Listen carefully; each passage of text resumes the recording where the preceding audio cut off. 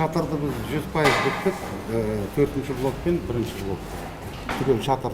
Шатыр бойынша бүгін кістер аздау, спортивный стадион бойынша кістер аздау, водоснабжение су құбыры мен кәріз бойынша кістері аздау. Бұл ғимарат 1 қыркүйекке дейін толық тапсыру керек.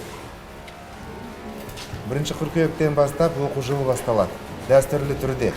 Сондықтан дайындық болмаса, мына жерде 500 оқушыларымыз қай жерге барады, қай жерде оқиды? Внутреннее ощущение говорит, что технология не соблюдена. Дают замечания по швам и что волокно само, плохого качества. Школа, условно, 60 лет с момента образования. Строительство, она не подвергалась капитальному ремонту. Впервые мы видели так акцентированно деньги. Хотим, чтобы основательно, чтобы школа преобразилась совсем другой. Коридорларға керамогранит, мына жерлерде стяжка құйылды, одан кейін жіңішке слоймен тағы да стяжка құйылады да, одан кейін линолеум төселінеді. Қанша пайызға аяқталған?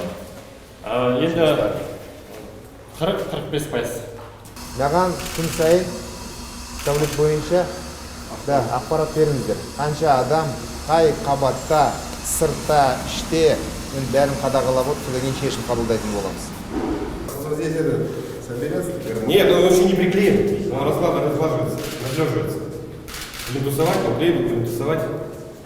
Вот если осы мектепте 115 адам жұмыс істесе, ана мектептерде соның төңірегінде жұмыс істеу керек. Ана жерде 40-50 болмайды.